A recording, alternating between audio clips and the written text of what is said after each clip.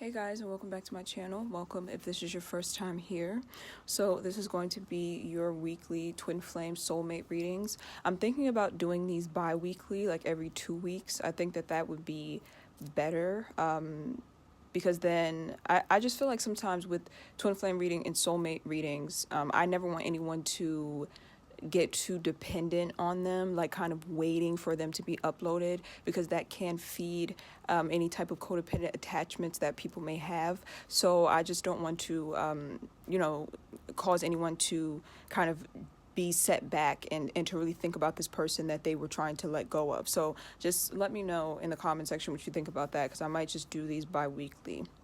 So like I said, this will be twin flame soulmate. If you're not a twin flame, then this could just be a very strong soulmate connection for you. The top will be the divine feminine, the bottom will be the divine masculine. And for those of you who aren't twin flames, then the top or bottom could be you or your counterpart. So just listen to the description of each, and then you'll know which is which.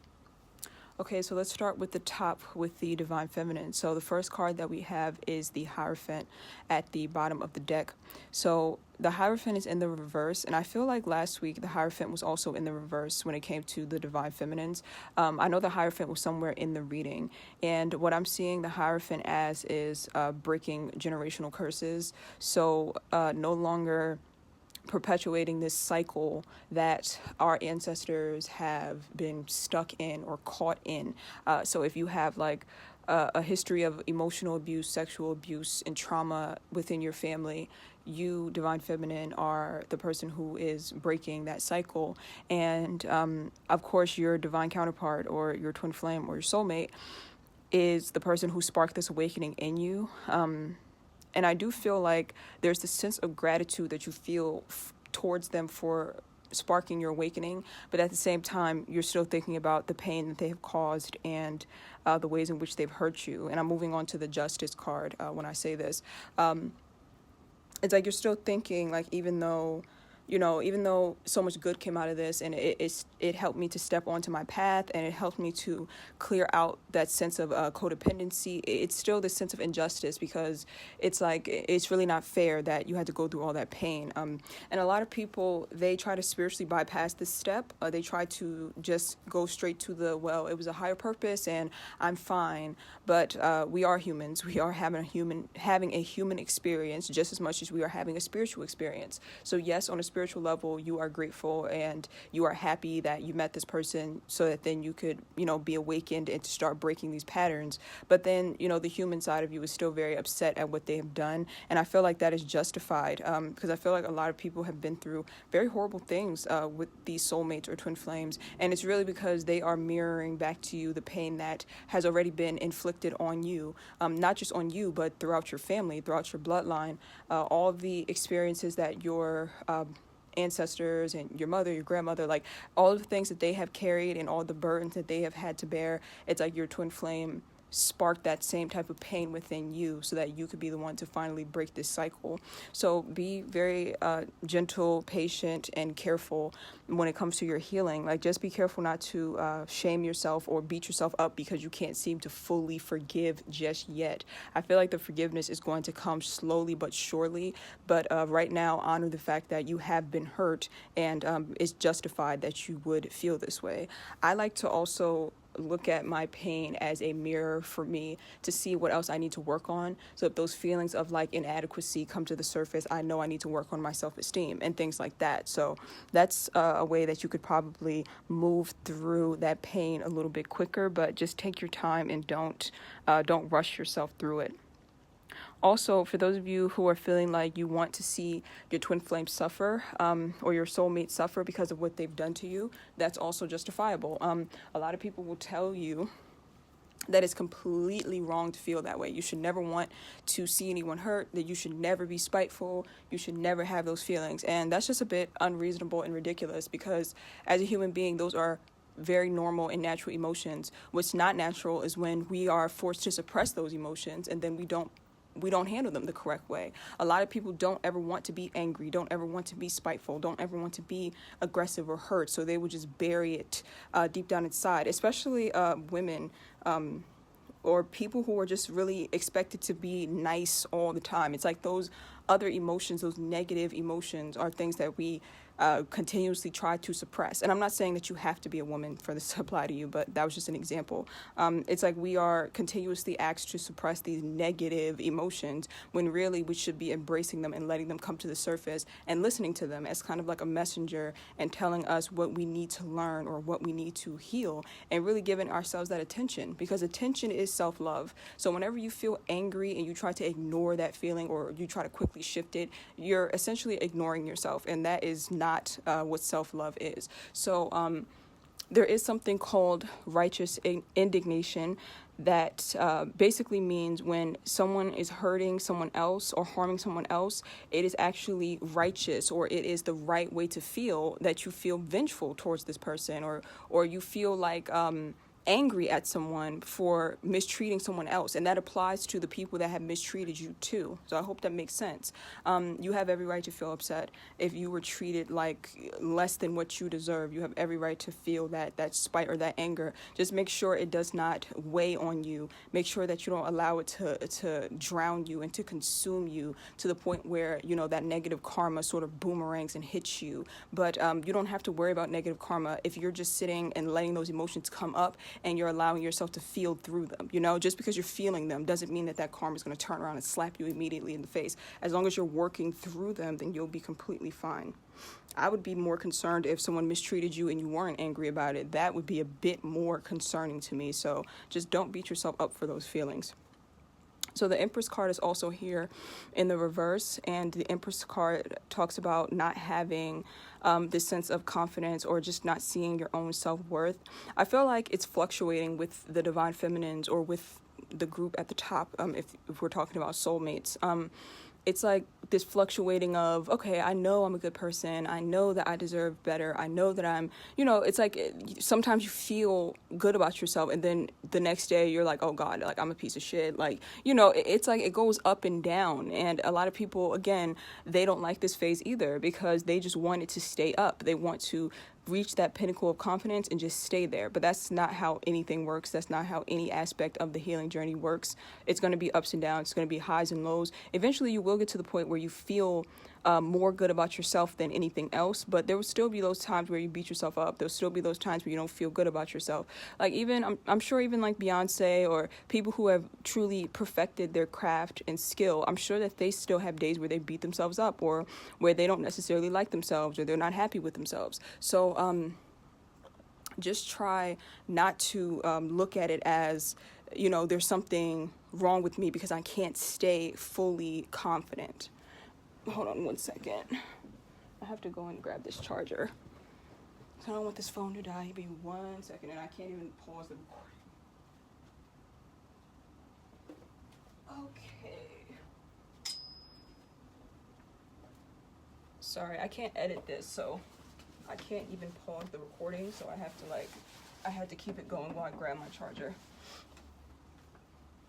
Okay, so yeah, like I was saying, there's no need to beat yourself up over the fact that you are not this extremely confident person, and it's some days you just don't feel good about yourself. That's a normal human thing, especially for Divine Feminines who have been, you know, through abuse, narcissistic abuse, emotional neglect, your parents not giving you that sense of self-worth or that stable foundation for you to build self-confidence on.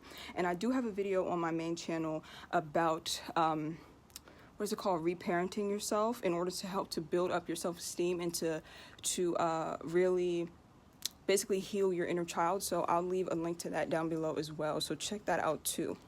Also, the Empress card in the reverse could really be talking about needing to add more beauty into your life. Don't underestimate the power of your surroundings. Like if you are surrounded like in a dark room with all the color gray and things of that sort, that's going to actually weigh down on you, or that's going to affect your mood. So don't underestimate how much your surroundings affect your mood. So, you know, if you can afford to go out to, you know, the mall or a store or IKEA. I don't know if that's an expensive place or not. I don't go there, but it's like just go somewhere where they sell things that you can decorate your home with, or things that can kind of just spruce up your surroundings, whether it be like a plant, even if it's a fake plant, pictures, mirrors, like anything that can help to make your space more beautiful is going to actually help you feel more happy or more confident within, is what I'm hearing. And a lot of people underestimate how much the surroundings have take a toll on your mood and your mental health. Okay, I'm trying to get back in alignment because when I had to stop and go grab my charger, it's like now I'm so off. Just give me 1 second. Okay. All right, so next is the Six of Wands. So the Six of Wands talks about victory, spiritual victory and triumph. I do feel like a lot of us as divine feminines, we are feeling victorious in a way because we have come so far. Compared to where we were last year and the year before that, we have definitely evolved and we have definitely grown.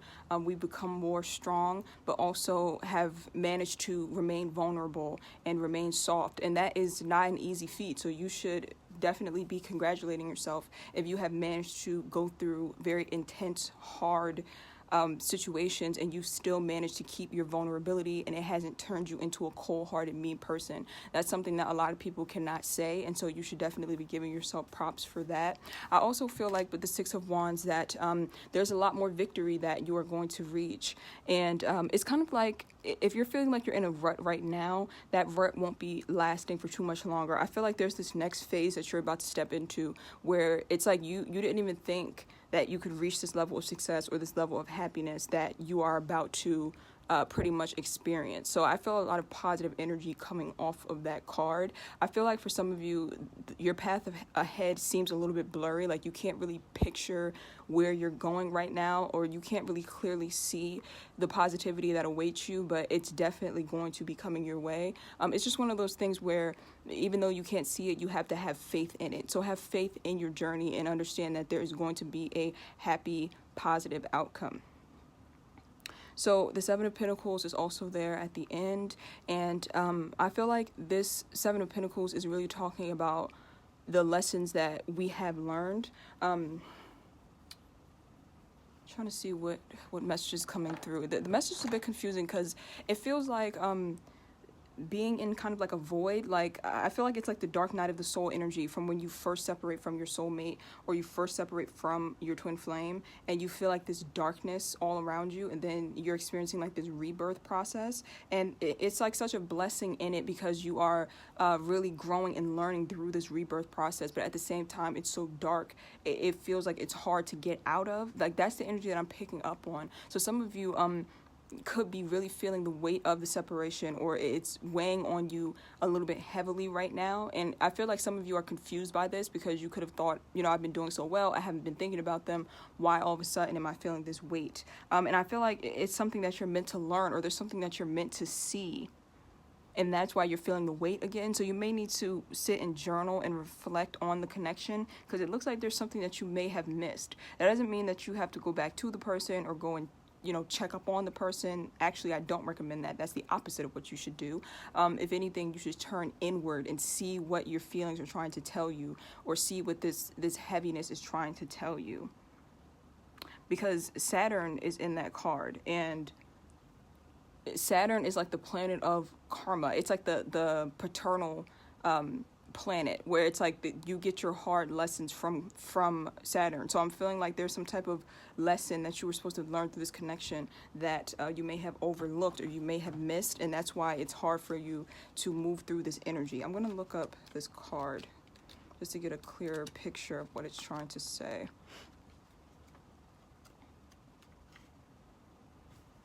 Okay, it says Seven of Pentacles, keywords, fear of failure, obstacles, and groundlessness. Accompanied by Saturn and the constellation of Taurus, a woman falls into an abyss. Let me grab this. Try to hold it up. Can you see it? The lighting is like off. Okay. Accompanied by Saturn and the constellation of Taurus, a woman falls into an abyss. We have fallen prey to our doubts and our fears. The old ways of dealing with things no longer work, but we have not yet found new ways of surmounting obstacles. We feel weak and powerless against the forces, even though we are not. Saturn, however, is our friend here, giving us the keys to our own growth, though it can feel like and truly be destructive at first. Allow the process unfolding to happen. Repeat the mantra, I grow to fill the void. Okay, so basically, I feel like there is this sense of the past still weighing down on you, or returning, the energy of the past returning to weigh down on you because you haven't found new ways of dealing with the past, if that makes sense. Sometimes the past keeps on coming back, and a certain person's energy or presence keeps haunting us because there's something in our life that we need to drastically change. It's like when you have an addiction to an actual substance, like a drug, and I would consider these experiences as addictive as drugs, honestly. The thing that is recommended to people who have an addiction is to completely switch up their routine and switch up their way of life, because if they're doing the same things that they've always done, by habit, they are going to want to go back to the way that they have always coped. So there's a need for you to switch up your routine or do things completely different in your life. And that's why I feel like this energy is returning back to you, this energy of this person from the past that you may have thought you were finally starting to get rid of, or you were finally starting to let go of. So I hope that that was helpful for you, Divine Feminine or Soulmate. So let's move on to the bottom row. The Knight of Pentacles is here at the bottom of the deck for the Divine Masculine. So the Knight of Pentacles talks about not making an offer, staying still. And I feel like the Divine Masculine is not taking steps towards the things that they actually want to go for. A lot of people's Divine Masculines or Soulmates have this energy. It's like when I do their readings for them, they have this energy of knowing the right thing to do, but still not doing it. It's like when someone does you wrong and they know the right thing to do is to apologize to you, but they just don't, because they don't like the emotional labor that comes with having to, admit your faults, or having to, make up with someone, I should say. It's like this sense of, I messed up and whatever, I'm just gonna move on, and like not even try to make it right. That's the energy that I get from that Knight of Pentacles. But also, I feel like with this Knight of Pentacles being here, that they feel sort of like that they're owed something, or that's a very strange message that came through.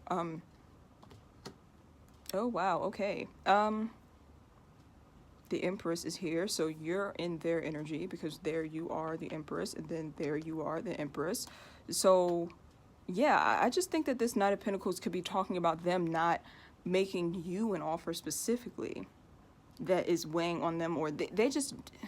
This energy is very conflicting and frustrating. It's like they're not doing the right thing. Let's leave it at that, I guess, because this message is coming through. It's kind of strange, because a part of it feels like they feel as though they're owed something, almost like they're trying to convince themselves that you were the bad person, or like trying to convince themselves.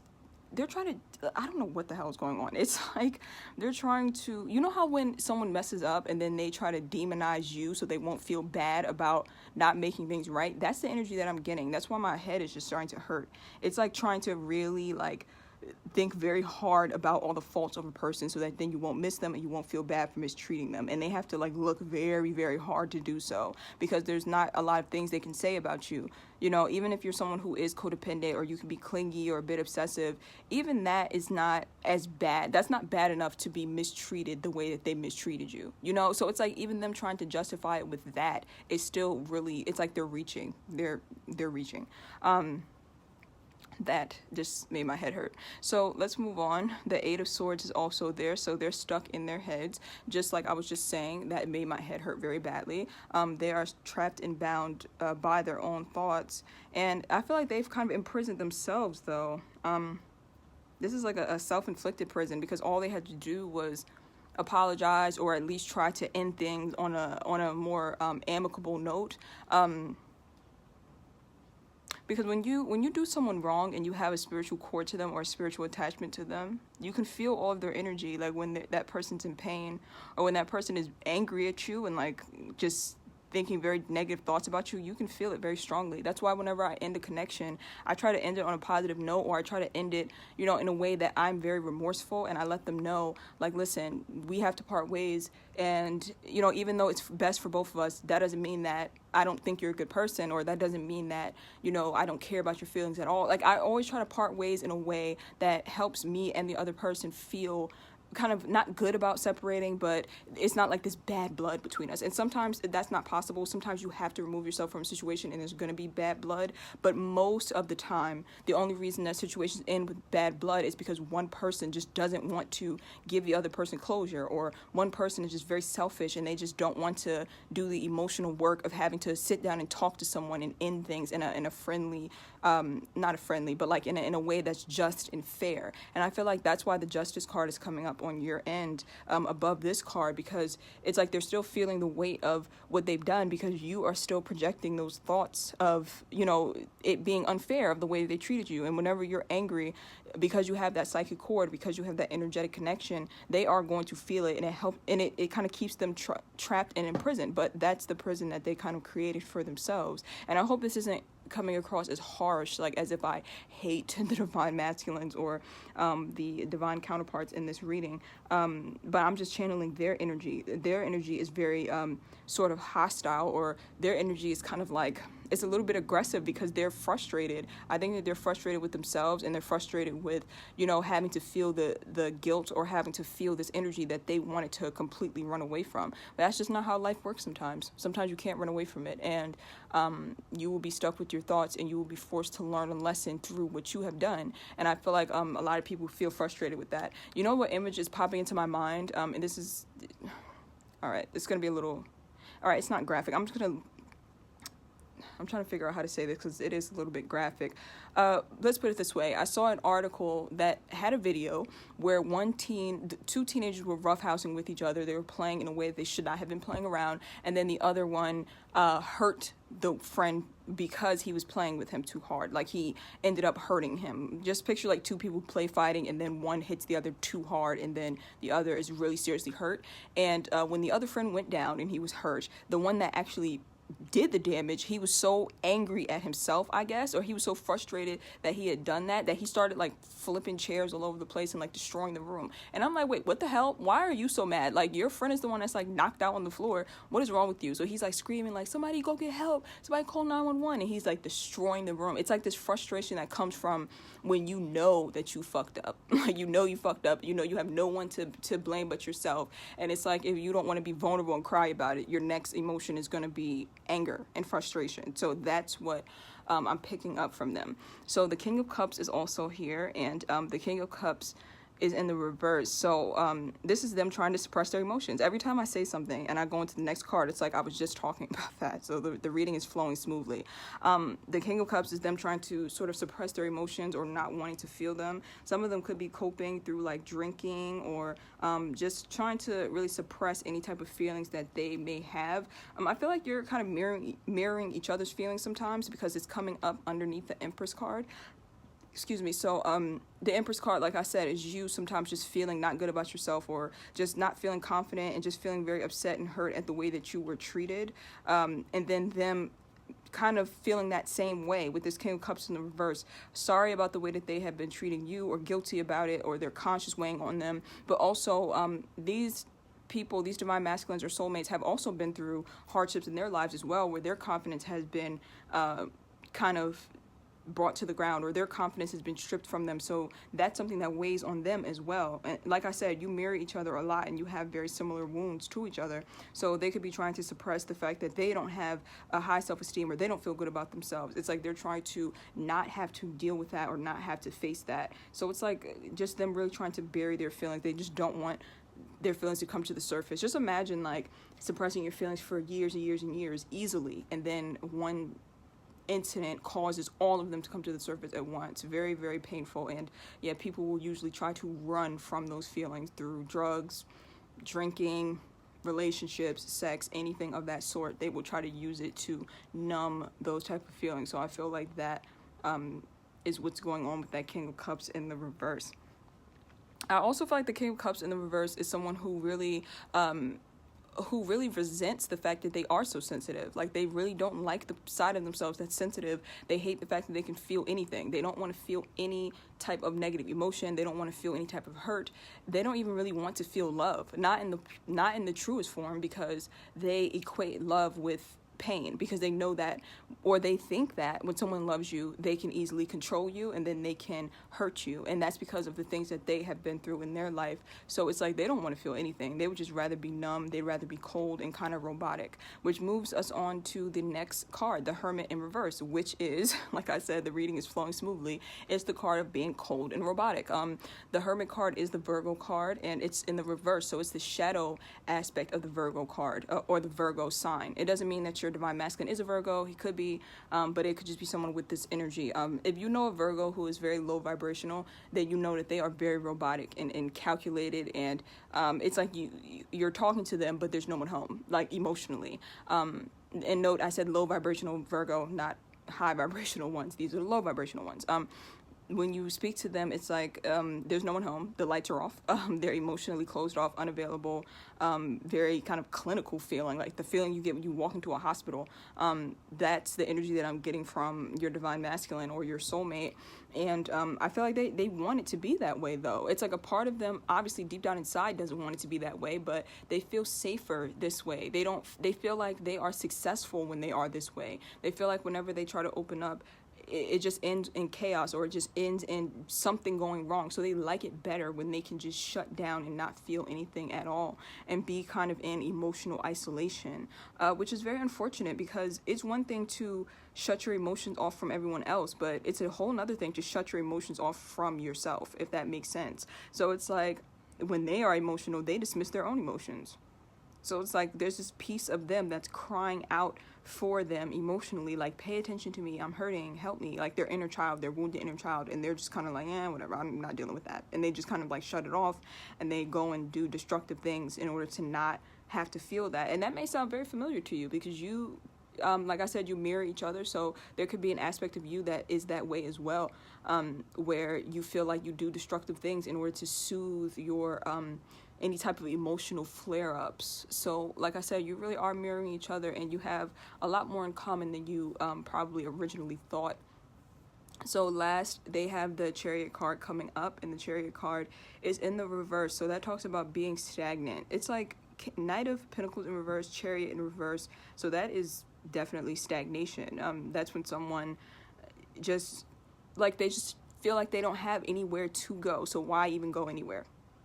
If that makes sense. It's like when you are not sure of the direction that you're headed in, and you're not sure what you're aiming for, then you rather just stay still.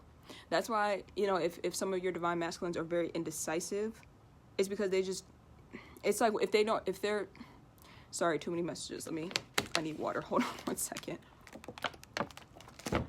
It's like, for those of you who have a divine masculine who is very indecisive, they are the types that they will literally stand still until the decision is made for them.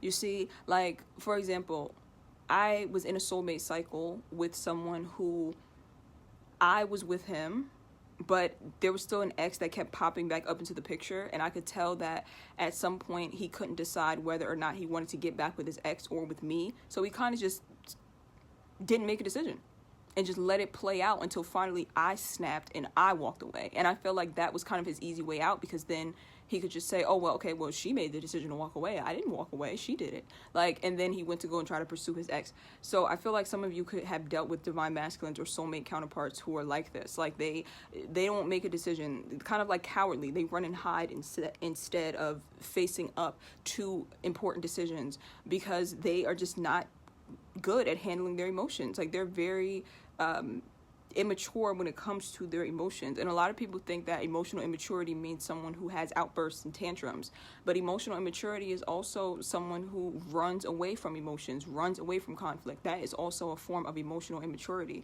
So I feel like that's what that Chariot card is talking about. So I'm going to go ahead and extend this reading over on my Vimeo channel, even though this one was like 25 minutes. This was long. I'm going to go ahead and extend this reading on Vimeo, so I'll leave the link to that down below. And thank you guys for watching, and I'll see you over on Vimeo. Bye.